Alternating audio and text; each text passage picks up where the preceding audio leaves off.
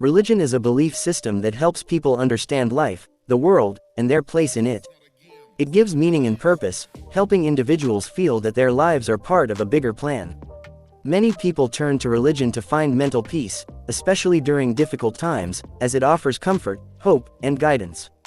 Religion often teaches moral values, encouraging people to be kind, honest, and compassionate. It helps people make sense of right and wrong, shaping how they live and treat others. Through prayers, rituals, and worship, religion gives people a chance to connect with God or a higher power.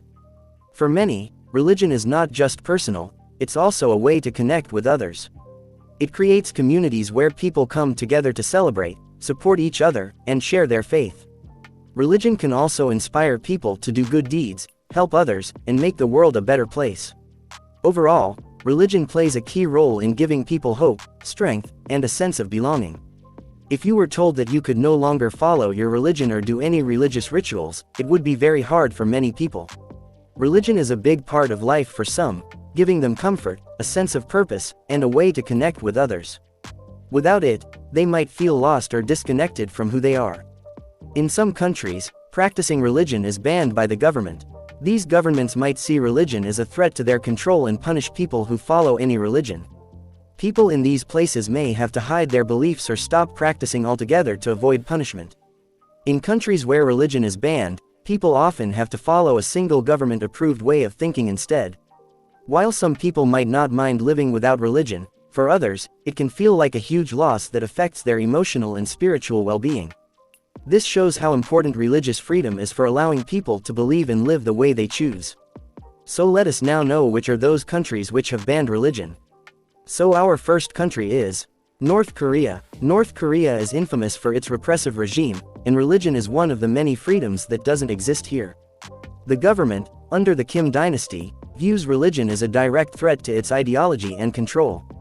Before the rise of the North Korean regime, Christianity and Buddhism were practiced widely across the Korean peninsula.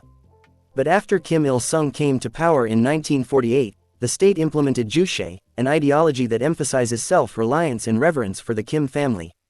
This ideology replaced all forms of religious worship, making the Kim family the center of devotion. Today, owning a Bible or participating in a secret church service can result in imprisonment, torture, or even execution. Christians are especially targeted, as the regime associates Christianity with Western influence. Despite the risk, underground Christian communities exist. Believers gather in secret, sometimes risking their lives to pray and worship. Many defectors have shared harrowing stories of being imprisoned in labor camps for their faith. These camps are places of unimaginable suffering, but they also highlight the incredible resilience of those who refuse to abandon their beliefs. So let's move on to our next country, which is China. China is home to some of the world's oldest religions, including Taoism, Buddhism, and Confucianism. However, the Chinese government views religion with suspicion and heavily regulates its practice. China's constitution guarantees religious freedom, but in practice, the government enforces strict control. All religious organizations must register with the state, and their activities are monitored. Those who practice outside government-approved institutions, such as underground churches or unregistered mosques, face severe consequences. The Chinese government has been criticized internationally for its treatment of the Uyghur Muslims in Xinjiang. Reports of mass detentions, forced assimilation, and restrictions on fasting during Ramadan have emerged in recent years. Similarly, Tibetan Buddhists face crackdowns, with the government restricting religious practices and labeling the Dalai Lama as a separatist. China's Christian population is also under constant watch.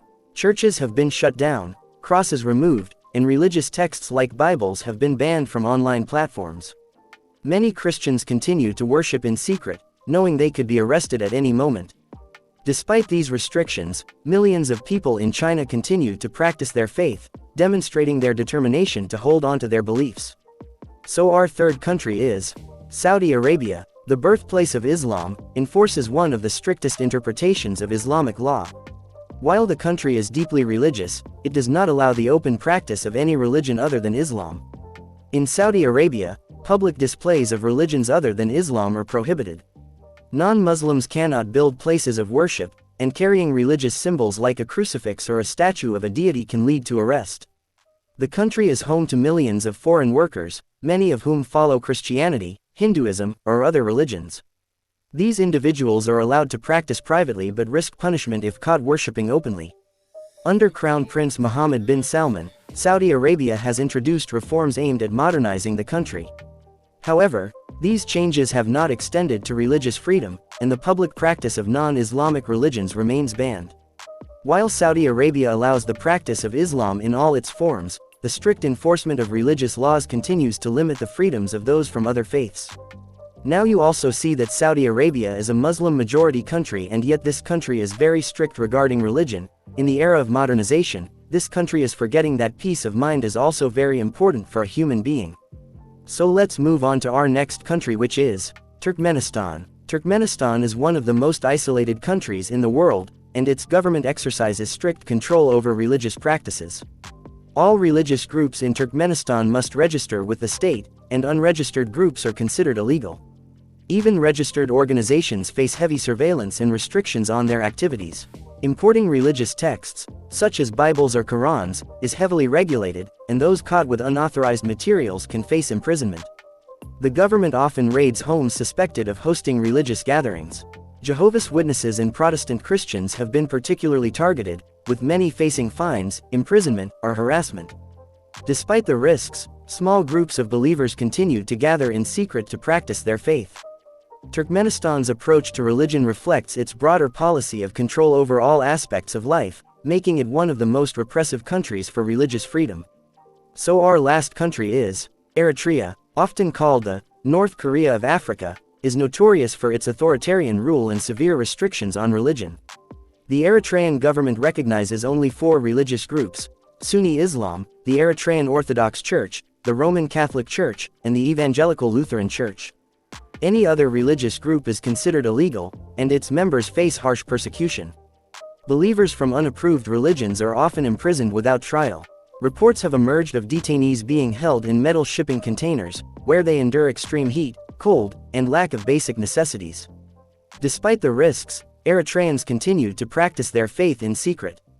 For many, their beliefs provide strength and hope, even in the face of oppression.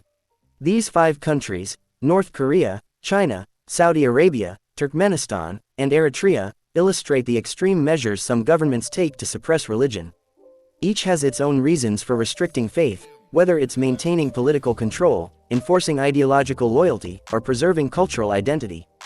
Religion may be banned in these places, but the determination of people to practice their faith is a powerful reminder that belief cannot be silenced.